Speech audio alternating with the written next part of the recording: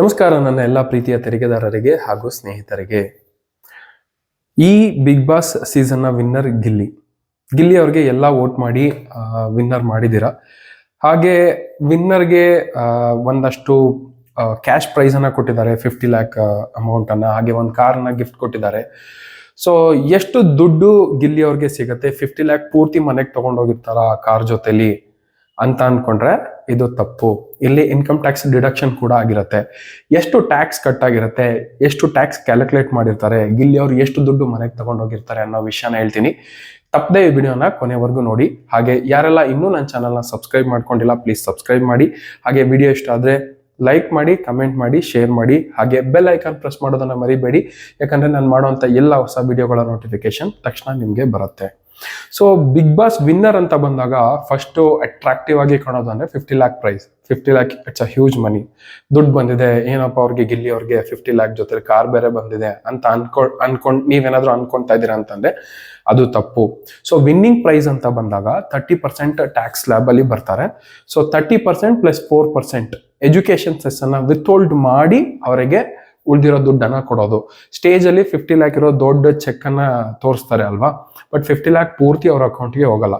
50 ಲ್ಯಾಕ್ಗೆ 30% ಅಂದ್ರೆ it comes around 15 lac ಬರುತ್ತೆ. And 15 lac ಮೇಲೆ 4% ಎಜುಕೇಶನ್ ಸೆಸ್ ಮಾಡಿದ್ರೆ ಅರೌಂಡ್ 60,000 ಬರ್ಬೋದು. ಸೊ 15 ಲ್ಯಾಕ್ 60,000 ಅಮೌಂಟ್ ಅನ್ನ ಔಟ್ ಆಫ್ 50 ಲ್ಯಾಕ್ ಅಲ್ಲಿ ವಿತ್ ಹೋಲ್ಡ್ ಮಾಡಿ ಮಿಕ್ಕಿದ ಅಮೌಂಟ್ ಅನ್ನ ರಿಲೀಸ್ ಮಾಡ್ತಾರೆ ಅವ್ರಿಗೆ. ಓಕೆ, ಸೊ ಈಗ ಕಾರ್ ಕೂಡ ಗಿಫ್ಟ್ ಆಗಿ ಕೊಟ್ಟಿದ್ದಾರೆ.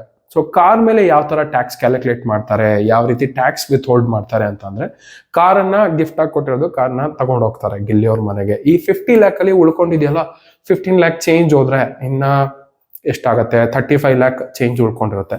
ಅದರಲ್ಲಿ ಈ 20 ಲ್ಯಾಕ್ ಮೇಲೆ 15% ಟ್ಯಾಕ್ಸ್ ಅನ್ನ ಕ್ಯಾಲ್ಕುಲೇಟ್ ಮಾಡಿ, ಜೊತೆಲಿ 6% ಎಜುಕೇಶನ್ 4% ಎಜುಕೇಶನ್ ಸೆಸ್ ಅನ್ನು ಕೂಡ ಲೆವಿ ಮಾಡ್ತಾರೆ.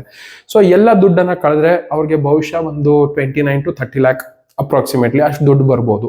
ಇನ್ನು ಉಳಿದಿರೋ ಅಂತ 20 ಲ್ಯಾಕ್ ಅಷ್ಟು ಕೂಡ ದುಡ್ಡು, 20 ಲ್ಯಾಕ್ ಚೇಂಜ್ ಅವ್ರಿಗೆ ಟ್ಯಾಕ್ಸ್ ರೂಪದಲ್ಲೇ ಅವ್ರಿಗೆ ಅಕೌಂಟಿಗೆ ದುಡ್ಡನ್ನ ರಿಲೀಸ್ ಮಾಡೋದಕ್ಕೂ ಮೊದಲೇ ಟ್ಯಾಕ್ಸ್ ಅನ್ನ ವಿತ್ಹೋಲ್ಡ್ ಮಾಡಿ ಸರ್ಕಾರಕ್ಕೆ ಜಮಾ ಮಾಡ್ಬಿಡ್ತಾರೆ. ಉಳಿದಿರೋ ದುಡ್ಡು ಅಷ್ಟೇ ಅವ್ರಿಗೆ ಹೋಗೋದು.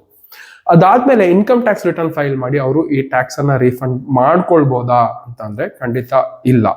ಈ ವಿನ್ನಿಂಗ್ ಪ್ರೈಸ್ ಮೇಲೆ ಏನ್ ಟ್ಯಾಕ್ಸ್ ವಿತ್ಹೋಲ್ಡ್ ಅನ್ನ ಮಾಡ್ತಾರೆ, ಆ 30% ಟ್ಯಾಕ್ಸ್ ಪೂರ್ತಿ ಸರ್ಕಾರಕ್ಕೆ ಹೋಗುತ್ತೆ. ಇದು special rate of income tax. ಇದಿಷ್ಟು ಅಲ್ಲದೆ ಅವರಿಗೆ ಇನ್ನೂ ಒಂದು ಸೋರ್ಸ್ ಆಫ್ ಇನ್ಕಮ್ ಇದೆ. ಈಗ ಗೇಮ್ ಅಲ್ಲಿ ಪಾರ್ಟಿಸಿಪೇಟ್ ಮಾಡೋಕೆ ಅಂತ ಇದ್ದಾಗ, ಸೊ ಎವ್ರಿ ವೀಕ್ ಅಥವಾ ಡೇ ವೈಸ್ ಕ್ಯಾಲ್ಕುಲೇಟ್ ಮಾಡಿ ಅವ್ರಿಗೆ ಒಂದಷ್ಟು ರೆಮ್ಯುನರೇಷನ್ ಅನ್ನ ಕೊಡುವಂತ ಪ್ರಾಕ್ಟೀಸ್ ಇರುತ್ತೆ. ಎಷ್ಟು ರೆಮ್ಯುನರೇಷನ್ ಅನ್ನ ಗಿಲ್ಲಿ ಅವ್ರಿಗೆ ಕೊಟ್ಟಿದ್ದಾರೆ ಅನ್ನೋ ವಿಷಯ ಎಲ್ಲೂ ಡಿಸ್ಕ್ಲೋಸ್ ಮಾಡಿಲ್ಲ. ಒಂದಷ್ಟು ದುಡ್ಡು ಬಂದಿರುತ್ತೆ ಅಂತಾನೆ ಅನ್ಕೊಳ್ಳೋಣ. ಇದನ್ನ ವಿನ್ನಿಂಗ್ ಪ್ರೈಸ್ ಅಂತ ತಗೊಳಕ್ಕಾಗಲ್ಲ, ಇದನ್ನ ರೆಮ್ಯುನರೇಷನ್ ಅಂತ ತಗೊಳ್ಬಹುದು. ಸ್ಯಾಲರಿ ಅಂತ ಕೂಡ ತಗೊಳಕ್ಕಾಗಲ್ಲ, because this is not a job. Okay, employer relationship ಇರಲ್ಲ, and it is not a contract also. Okay, ಇದನ್ನ ಪ್ರೊಫೆಷನಲ್ ಫೀಸ್ ಅಂತ ತಗೊಳ್ಬಹುದು ಅಥವಾ ರೆಮ್ಯುನರೇಷನ್ ಅಂತ ತಗೊಂಡ್ರೆ 10% TDS ಅನ್ನ ಮಾಡಿರ್ತಾರೆ. Let's say for example 1 lac remuneration ಬಂದಿದೆ ಅಂತ ಅನ್ಕೊಳ್ಳೋಣ. ಸೊ ಅದ್ರ ಮೇಲೆ 10% ಅಂದ್ರೆ 10,000 TDS ಮಾಡಿ ಸರ್ಕಾರಕ್ಕೆ ಜಮಾ ಮಾಡಿರ್ತಾರೆ. ಸೊ ಈಗ ಈ 1 ಲ್ಯಾಕ್ ಅಲ್ಲಿ ಅವರು 1 ಲ್ಯಾಕ್ ಫೀಸ್ ಅನ್ನ ಅರ್ನ್ ಮಾಡಕ್ಕೆ ಒಂದಷ್ಟು ಖರ್ಚುಗಳನ್ನು ಕೂಡ ಮಾಡಿರ್ತಾರೆ ಅಲ್ವಾ. ಈಗ ಸೋಷಿಯಲ್ ಮೀಡಿಯಾಗಳಿರ್ಬೋದು, ಅಂದ್ರೆ ಇನ್ಸ್ಟಾಗ್ರಾಮ್ ಇರ್ಬೋದು, ಫೇಸ್ಬುಕ್ ಇರ್ಬೋದು, ಬೇರೆ ಬೇರೆ ಸೋಷಿಯಲ್ ಮೀಡಿಯಾಗಳಲ್ಲಿರ್ಬೋದು, ವೆಬ್ಸೈಟ್ಗಳಲ್ಲಿರ್ಬೋದು, ಪಬ್ಲಿಸಿಟಿ ಮಾಡೋದಕ್ಕೆ ಅಂತ ಏನ್ ಖರ್ಚು ಮಾಡಿರ್ತಾರೆ ಆ ಖರ್ಚನ್ನ ಈ ರೆಮ್ಯುನರೇಷನ್ ಅಲ್ಲಿ ರೆಡ್ಯೂಸ್ ಮಾಡಿ ಮಿಕ್ಕಿದ್ದ ಅಮೌಂಟ್ ಅನ್ನ ಅವರು ಪ್ರೊಫೆಷನಲ್ ಇನ್ಕಮ್ ಅಂತ ಡಿಕ್ಲೇರ್ ಮಾಡ್ಬೋದು. ಅದ್ರ ಜೊತೆಗೆ ಈ ಕಾಸ್ಟ್ಯೂಮ್ ಡಿಸೈನರ್ಸ್ಗೂ ಕೂಡ ಒಂದಷ್ಟು ದುಡ್ಡನ್ನ ಕೊಟ್ಟಿರ್ತಾರೆ, ಮತ್ತೆ ಕೆಲವೊಂದು ಶಾಪಿಂಗ್ ಎಲ್ಲ ಮಾಡಿರ್ತಾರೆ. ಸೊ ಈ ತರ ಕೆಲವೊಂದು ಎಕ್ಸ್ಪೆಂಡಿಚರ್ ಗಳನ್ನ ವಿತ್ಹೋಲ್ಡ್ ಮಾಡಿದ್ರೆ ಉಳ್ಕೊಳ್ಳೋ ಅಂತ ದುಡ್ಡನ್ನ ಅವರು ಪ್ರೊಫೆಷನಲ್ ಇನ್ಕಮ್ ಅಂತ ಡಿಕ್ಲೇರ್ ಮಾಡಿ ಆ 10% TDS ಮಾಡಿರ್ತಾರಲ್ಲ, ಸೊ ಇನ್ ಕೇಸ್ ಅವ್ರ ಇನ್ಕಮ್ ಏನಾದ್ರು ಈ ಫಿನಾನ್ಷಿಯಲ್ ಇಯರ್ 25-26 ಅಂತ ಬಂದಾಗ 12 lakh is the limit. Okay, 12 lakh ವರ್ಗೂ ಇನ್ಕಮ್ ಇತ್ತು ಅಂತಂದ್ರೆ ಇನ್ಕಮ್ ಟ್ಯಾಕ್ಸ್ ರಿಬೇಟ್ ಕೂಡ ಕ್ಲೇಮ್ ಮಾಡ್ಕೊಳ್ಬಹುದು.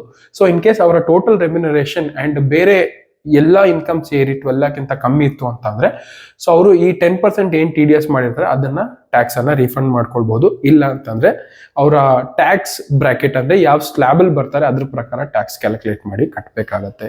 ಆದ್ರೆ ವಿನ್ನಿಂಗ್ ಪ್ರೈಸ್ ಮೇಲೆ ಬಂದಿರುವಂತ ದುಡ್ಡು ಮೇಲೆ ಮಾಡಿರುವಂತ ಟ್ಯಾಕ್ಸ್ ಡಿಡಕ್ಷನ್ ಆಗಿರುತ್ತಲ್ಲ, ಆ ದುಡ್ಡನ್ನ ರೀಫಂಡ್ ಮಾಡ್ಕೊಳಕ್ಕಾಗಲ್ಲ, ಅದು ಸರ್ಕಾರಕ್ಕೆ ಹೋಗುತ್ತೆ. ಇದಿಷ್ಟು ಗಿಲ್ಲಿ ಎಷ್ಟು ಅಮೌಂಟ್ ಮನೆಗೆ ತಗೊಂಡೋಗಿದ್ದಾರೆ ಅನ್ನುವಂತ ಒಂದು ಬ್ರೀಫ್ ಇನ್ಫಾರ್ಮೇಶನ್. ನಿಮ್ಗೆ ಏನಾದ್ರೂ ಆಡಿಯನ್ಸ್ಗೆ ಏನಾದ್ರೂ ಕ್ವೆಶನ್ ಕೇಳಬೇಕು ಅಂತಿದ್ರೆ ನೀವು ಕಮೆಂಟ್ ಅಲ್ಲಿ ಮೆನ್ಷನ್ ಮಾಡ್ಬೋದು. ಡಿಸ್ಕ್ರಿಪ್ಷನ್ ಅಲ್ಲಿ ನನ್ನ ವಾಟ್ಸ್ಆಪ್ ನಂಬರ್ ಕೂಡ ಇದೆ. ಇನ್ ಕೇಸ್ ಕ್ವೆಶನ್ ಏನಾದ್ರು ಕಾನ್ಫಿಡೆನ್ಷಿಯಲ್ ಆಗಿದೆ ಅಂದ್ರೆ ನೀವು ನನಗೆ ವಾಟ್ಸ್ಆಪ್ ಮೆಸೇಜ್ ಕೂಡ ಮಾಡಬಹುದು ಅಂತ ಹೇಳ್ತಾ ಈ ವಿಡಿಯೋನ ಮುಗಿಸ್ತಾ ಇದ್ದೀನಿ. ನಮ್ಮ ಕರ್ನಾಟಕ, ನಮ್ಮ ಕನ್ನಡ, ನಮ್ಮ ಹೆಮ್ಮೆ. ಜೈ ಹಿಂದ್, ಜೈ ಕರ್ನಾಟಕ.